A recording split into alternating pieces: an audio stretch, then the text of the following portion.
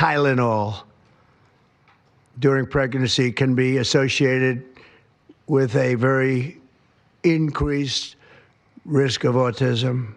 Don't take it. Don't take it. Last week, U.S. President Donald Trump and Health and Human Services Secretary Robert F. Kennedy Jr. made a stunning announcement about Tylenol and autism. Today, the FDA will issue a physician's notice about the risk of acetaminophen during pregnancy and begin the process to initiate a safety label change. Health Canada says there is no conclusive evidence linking acetaminophen, that's the generic name for Tylenol, and autism. Tylenol remains the go-to drug for safely treating pain and fever during pregnancy. Vaccines were also mentioned as a potential cause of autism last Monday, a claim that has been thoroughly disproven for years. It was like nothing I've ever experienced, certainly professionally, before. Dr. Melanie Penner was watching Monday's press conference. As it went on, I realized I had sort of transitioned to the fetal position on the couch. My husband told me that afterward I had this 1,000-yard stare. Dr. Penner is a developmental pediatrician and senior clinician scientist at Holland Bloorview Kids Rehabilitation Hospital in Toronto. Her work focuses on autism, and she was upset to hear about the way autistic people were spoken about, especially by FDA head Dr. Marty Makary. And if you've seen a kid with autism, with severe autism, it's hard to watch. Kids get frustrated, they get angry, they can be crying because they want to speak and they can't speak. It's hard to watch. I just found it so distressing, disgusting, dehumanizing. That one's been hard to understand and cope with. The Trump administration has made unproven and debunked claims about autism before. This past April, RFK Jr. referred to autism as an epidemic, saying that many autistic people will never pay taxes, they'll never hold a job, they'll never play baseball, they'll never write a poem, they'll never go out on a date. Many of them will never use a toilet unassisted. And we have to recognize we are doing this to our children. The way autism is being talked about in this moment has, I think it's fair to say, upped the stigma. And we want to unpack this fear and misunderstanding. So today, Dr. Penner is our guest. She'll tell us why we're seeing a growing fixation on autism, why unproven links to its cause continue to resurface, and what we should be focusing on instead. I'm Cheryl Sutherland, and this is The Decibel from the Globe and Mail.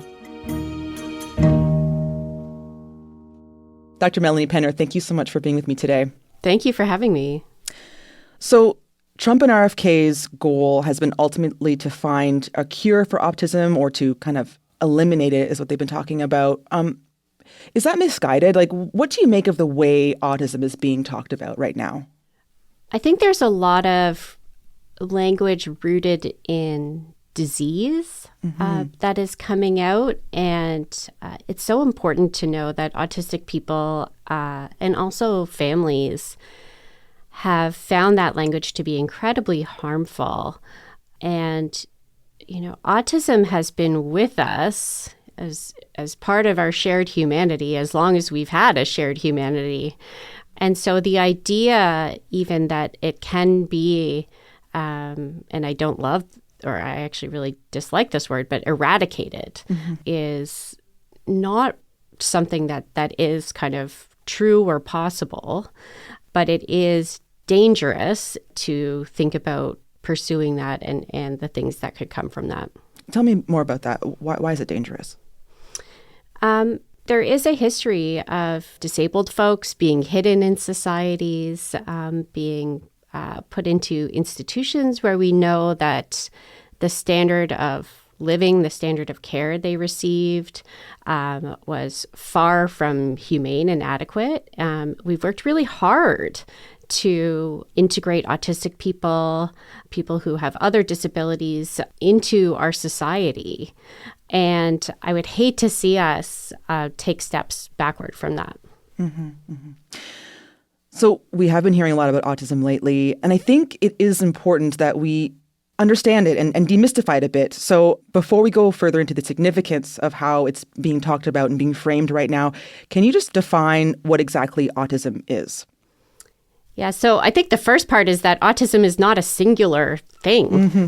Autism is a difference in brain development, but that seems to have various biological origins to the point that it's likely unique for each person. And then its expression or how it shows up in each person is also very unique. So that's one of the first things to understand. But autism is what we call a neurodevelopmental condition. And so that means it has its origins in the earliest parts of brain development, when that brain is sort of first connecting and wiring. And it continues to show up through development, but particularly starting in the early years, even though some people may not kind of experience the full effects of that until later on.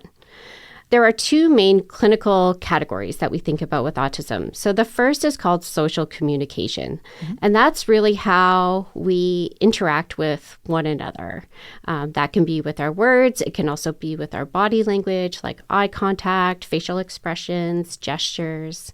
It's how we play back and forth. It's just the basics of forming relationships. And then we also have this category called restricted and repetitive behaviors and interests. And so here it's a bit of a grab bag, but we see some things like how autistic people might move their bodies in a different way. So like flapping their hands. We see repetitive speech, and we see a strong drive toward things kind of staying the same.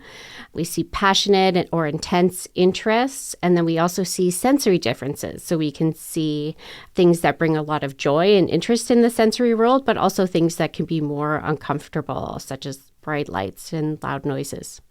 I'm glad you brought up the word joy, because I think that the news we've been hearing has been so negative, and to hear you say joy, I think is really important. I think autistic joy is tremendously important, and it's an important part of validating the humanity of autistic people, that autistic people experience joy, love, pain, regret, all of these, human emotions. It may occur differently. It may look differently, but they certainly do experience joy. And I think some of the ways that autistic people certain autistic people can pick up on things in our environment that the rest of us might kind of walk past. There's something I'm a bit jealous of there sometimes. And you mentioned this idea that autism is different for everyone, basically. This is where it comes into autism spectrum disorder. So can you describe the different kinds of experience of autism and how that corresponds to supports and level of needs? Yeah, so there are a wide variety of levels of support that autistic people need. And the other thing here, too, is that level of support can vary based on the environment.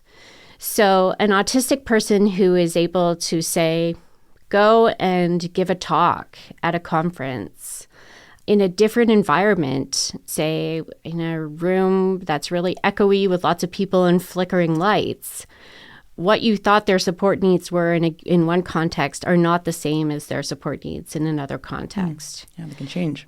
Now, there are a number of autistic people who also have co-occurring conditions. And those include things like intellectual disability, which can affect someone's thinking skills and their daily living skills. And so autistic people who also have intellectual disabilities will need more support through their life. And there are certainly a group of autistic people who need 24/7 support, who rely intimately on their caregivers. And we need to make sure that all of those support needs, all of those presentations of autism are represented in our discussions. Mm-hmm. Do we currently know about what causes autism? So I think even when we're saying what causes autism, it kind of limits our imaginations a little bit, and it almost takes us into a frame of like, okay, there's going to be one thing that we're going to land on. And that has not been the case at all. And so we know genetics play a huge part in autism. We know that autism tends to run in families, that if you have one autistic child, your likelihood of having a second autistic child is higher than the rates we see in the general population. There have also been studies looking at environmental effects. And so things like living close to highways, preterm birth, and then certain medications in pregnancy. So valproic acid is an anti-seizure medication that has been more conclusively linked to a likelihood of autism. Okay, interesting. So there are genetic factors, environmental factors. These are associations, not things that cause autism. So there's no single thing that causes autism. The environmental factors that have been linked with autism are actually really challenging to study because we can't just isolate one part of your environment. And then we do sometimes end up in situations where we're trying to figure out what is a statistical association. Is there a potential confounder here? So statistically, that means that we think we're studying one thing, but the people who are more likely to do that thing also do this other thing that is actually the true link. So all of these things, when we put them together, we really need to be cautious when we're looking at things that have been just statistically associated with autism. There seems to be quite a focus on what women do during pregnancy when it comes to looking at the potential causes of autism. And, there's so many things when you're pregnant that you're already thinking about, right? And then there's this added layer as well. What's really interesting in this story is that it actually goes back to the very first descriptions of autism in some ways. And so Leo Kanner, who first described autism in the late 40s, also made a note that many of the children that he saw had professional mothers. And then this sort of evolved over time into an idea that mothers who were too cold to their children, or refrigerator mothers, were the cause of autism. And so we actually have a very interesting history here where there have been repeated times where the focus has been drawn to what a mother has done and how this resulted in autism. And in my clinic, when I'm giving that diagnosis, I sometimes see moms and I see them, it's almost like you can see them start to go back in their minds and think, what did I do? What did I do? And so in that moment, it's really important for me to say to them, there is nothing that you did or did not do as a parent that caused this. There are so many ways, right, that during pregnancy, people change their lifestyles dramatically. And to kind of add further emphasis, shame, guilt, worry to that period of time, I just think is incredibly harmful. We'll be right back.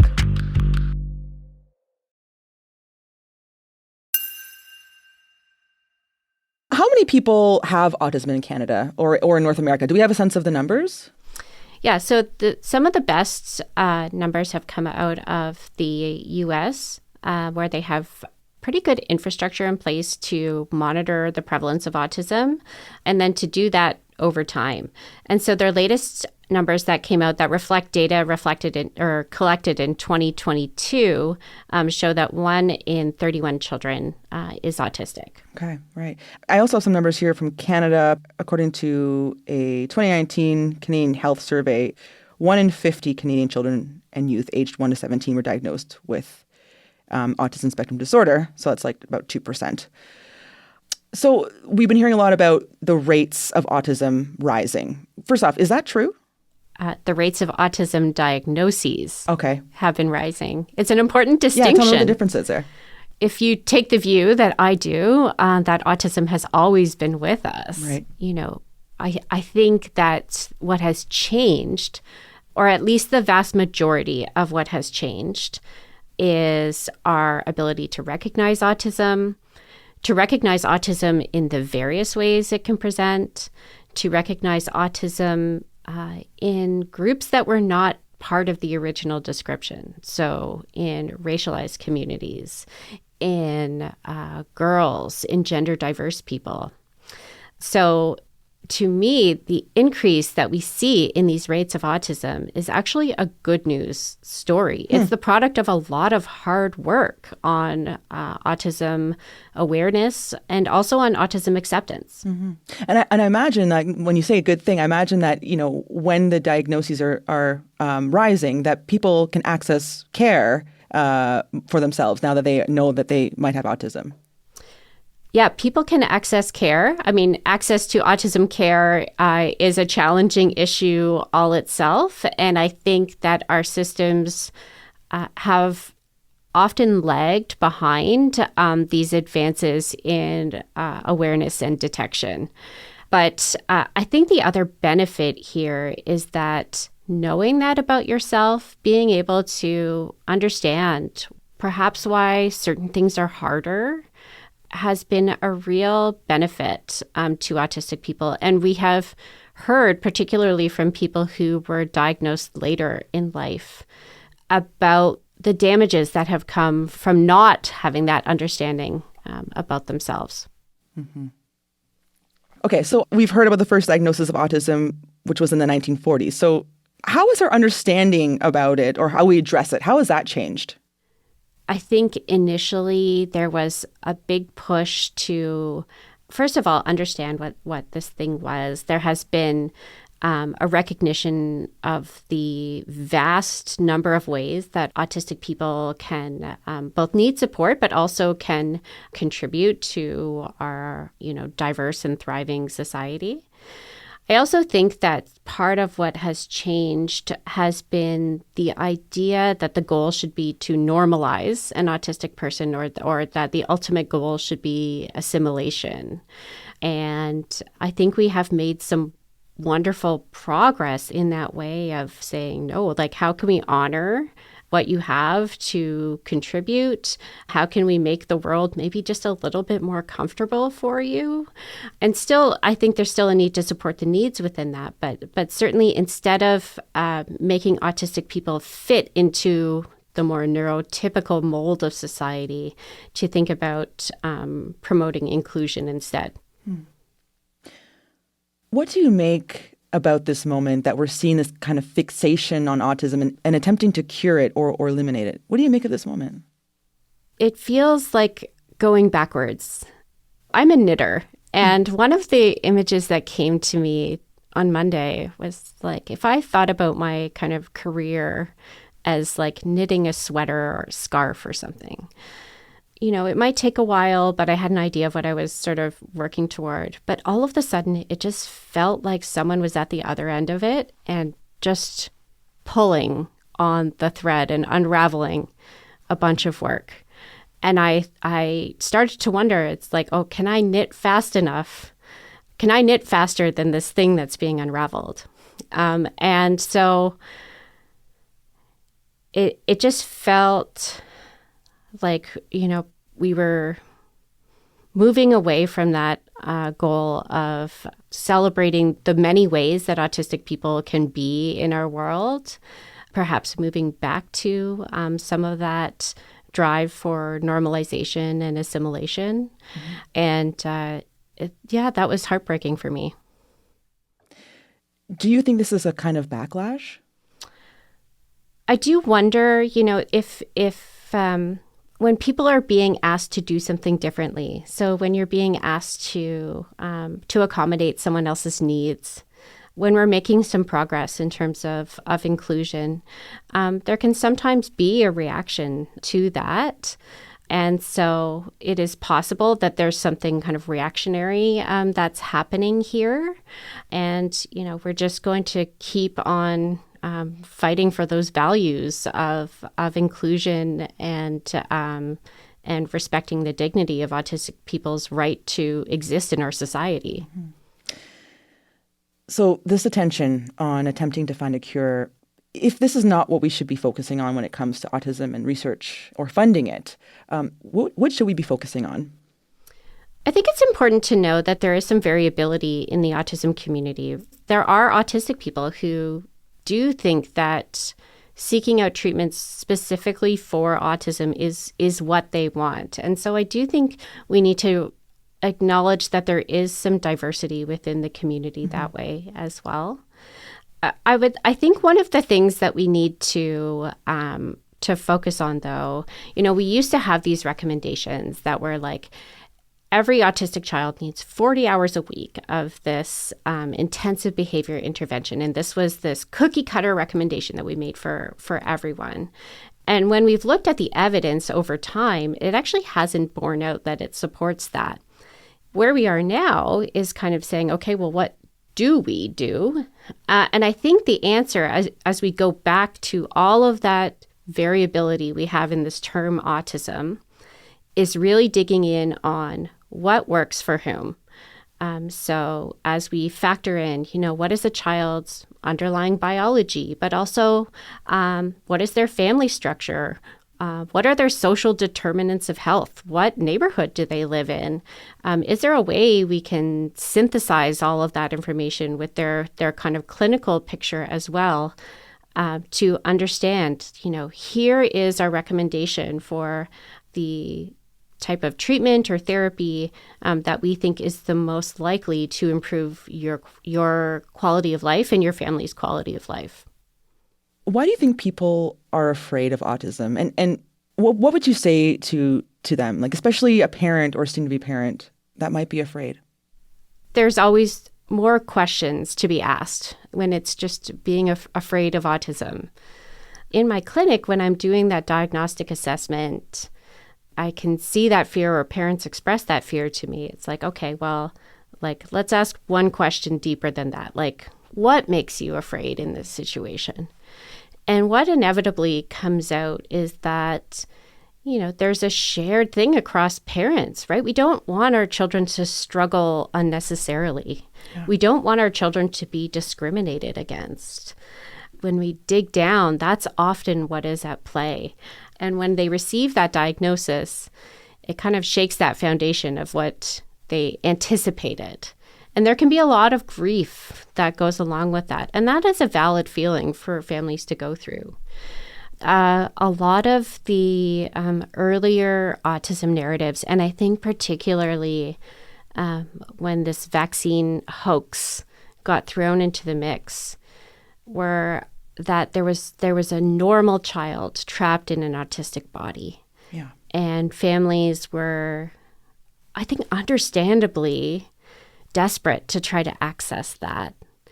But as we've listened to autistic people, autism is at the core of their being. It's how they view and interact with the world. And so those narratives have been unfortunate. They've been damaging to autistic people. One of the very first autistic advocates, his name was Jim Sinclair.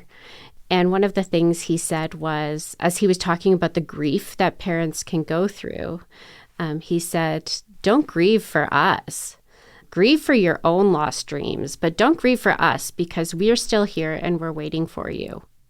The remedy is not getting rid of autism. The remedy is, how do we set this child up? And how do we set society up in a way that makes their thriving possible and likely? I think it's a great note to end on. Dr. Melanie Penner, thank you so much for coming on the show. Thank you so much. That was Dr. Melanie Penner, developmental pediatrician and senior clinician scientist at Holland Bloorview Kids Rehabilitation Hospital in Toronto.